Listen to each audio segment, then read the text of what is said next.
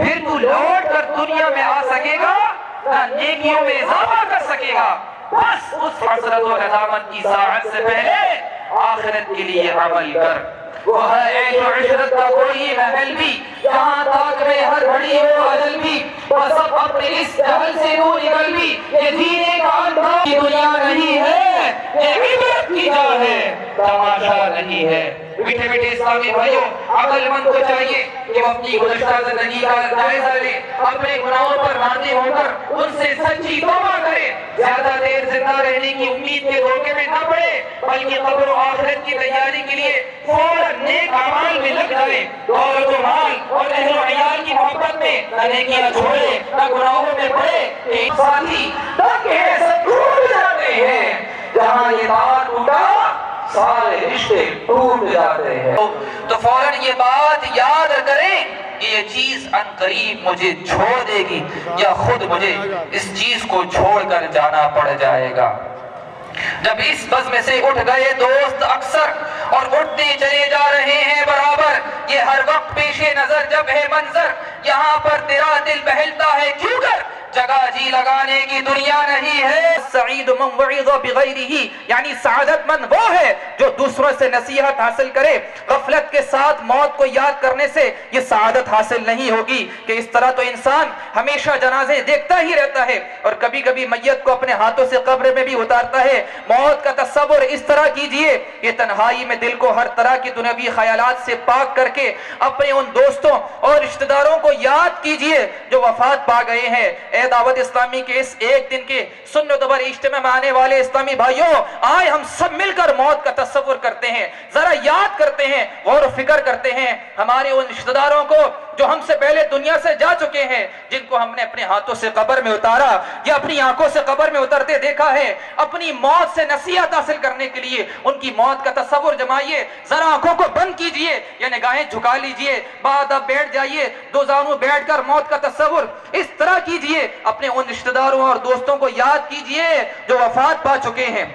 تصور میں ان فوت شدہ ہونے والوں میں سے باری باری ہر ایک کا چہرہ سامنے لائیے اور ان کے حسب حال خیال کیجئے کہ وہ کس طرح دنیا میں اپنے اپنے منصب اور کام میں مشغول, لمبی لمبی امیدیں باندھے ہوئے دنیاوی تعلیم کے ذریعے مستقبل کو بہتری کے لیے, مستقبل کی بہتری کے لیے کوشاں تھے اور ایسے کاموں کی تدبیر میں لگے تھے جو شاید سالہ سال تک مکمل نہ ہو سکے.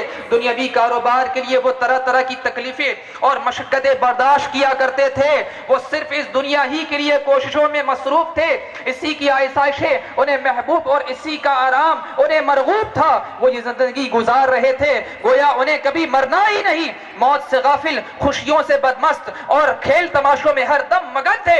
ان کے گفر بازار میں آ چکے تھے لیکن وہ اس سے بے خبر دنیا کی رنگینیوں میں گم تھے.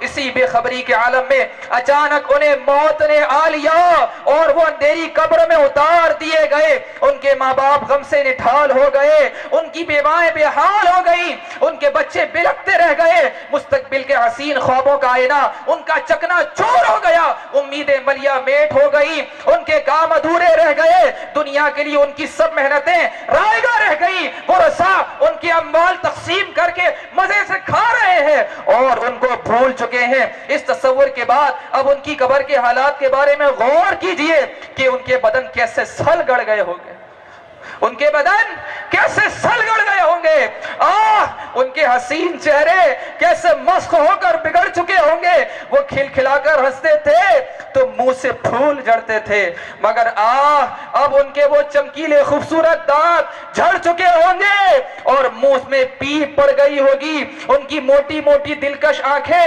ابل کر رخساروں پر بہہ گئی ہوں گی. ان کے حسین وہ بال جنہیں وہ زندگی میں سوارتے رہتے تھے, ان کو آرائش سے مزین کرتے رہتے تھے, ان کو آراستہ کرتے رہتے تھے, آج ان بالوں کا کیا ہو گیا ہوگا. وہ بال ان کے جھڑ کر قبر میں گر گئے ہوں گے.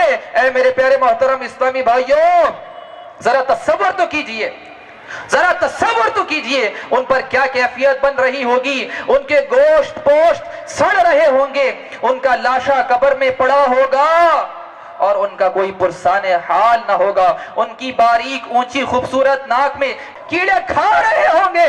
وہ ننھے نمنے بچے جن کی تتری باتوں سے غمزدہ دل کھل اٹھتے تھے, قبر میں ان کی زبانوں پر کیڑے چمٹے ہوں گے. نوجوانوں کے قابل رشک توانا ورزشی جسم خاک میں مل گئے ہوں گے. ان کے تمام جوڑ الگ الگ ہو چکے ہوں گے. یہ تصور کرنے کے بعد یہ سوچئے کہ 100,000 یہی حال ان قریب میرا بھی ہونے والا ہے. اے دعوت اسلامی کے ایک روزہ اجتماع میں آنے والوں, ذرا تصور تو کرو, اس وقت کو یاد کرو کہ یہی حال میرا بھی ہونے والا ہے. مجھ پر بھی سکرات کی کیفیت طاری ہوگی. ہائے نزا کی سختیاں, موت کا ایک جھٹکا تلوار کے 1000 وار سے سخت ہوگا. آنکھیں چھت پر لگی ہوں گی, عزیز و اقارب جمع ہوں گے. ماں میرا لال کہہ کر پکار رہی ہوگی. باپ مجھے بیٹا بیٹا کہہ کر پکار رہا ہوگا. بہنیں بھیا بھیا کی صدائیں لگا رہی ہوں گی. چاہنے والے آہیں اور سسکیاں بھر رہے ہوں گے. پھر اسی چیخ و پکار کے پرہول ماحول میں روح قبض کر لی جائے گی. عزیزوں میں کوہرام مچ جائے گا. کوئی آگے بڑھ کر میری آنکھیں بند کر دے گا. مجھ پر کپڑا اڑا دیا جائے گا. پھر غسال کو بلایا جائے گا. مجھے تختے پر لٹا کر غسل دیا جائے گا اور کفن پہنایا جائے گا. آہو فغا کے شور میں گھر سے میرا ناز اٹھائے, آج وہی میرا جنازہ اٹھا کر قبرستان کی طرف چل پڑیں گے. پھر مجھے قبر میں اتار کر اپنے ہاتھوں سے مجھ پر مٹی ڈالیں گے. پھر قبر کی تاریکیوں میں مجھے تنہا چھوڑ کر سب کے سب پلٹ جائیں گے. میرا دل بہلانے کے لیے کوئی بھی وہاں نہ ٹھہرے گا. ہائے ہائے میرا قبر میں میرا جسم, میری قبر میں پھر میرا جسم گلنا سڑنا شروع ہو جائے گا. اسے کیڑے کھانا شروع کر دیں گے. وہ کیڑے پتہ نہیں میری سیدھی آنکھ پہلے کھائیں گے یا کہ الٹی آنکھ میری زبان پہلے کھائیں گے یا میرے ہونٹ پہلے کھائیں گے. اے دعوت اسلامی کے اجتماع میں آنے والے اسلامی بھائیوں, ذرا تصور کیجئے مرنے کے بعد یہ سب کچھ ہمارے ساتھ ہونا ہے. ذرا اپنی موت کے بعد کے احوال کے بارے میں آپ بھی تصور کیجئے. ہائے ہائے ہائے ہائے میرے بدن پر جس قدر آزادی کے ساتھ کیڑے رینگ رہے ہوں گے. یہ عبرت کی جا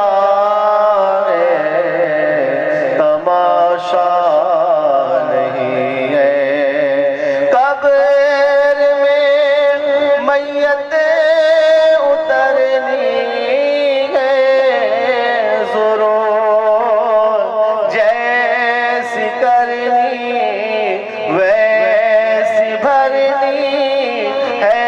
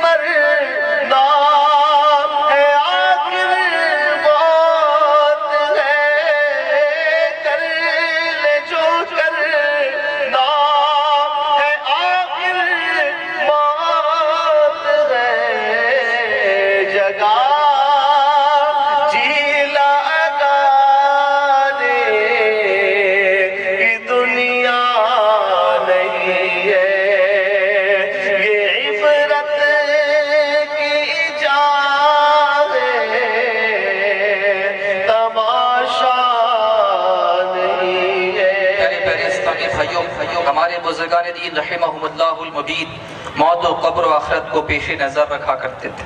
یہی وجہ ہے کہ وہ گناہوں سے دور اور نیکیوں کے لیے تیار رہتے ہیں، اور اس فانی دنیا کی عارضی لذتوں میں منہمک ہو کر مطمئن ہو جانے کے بجائے خوف خدا سے گریہ کنا رہتے، اللہ کے خوف سے روتے رہتے۔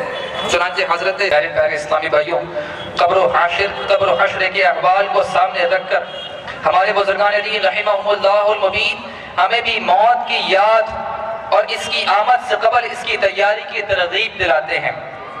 چنانچہ حجت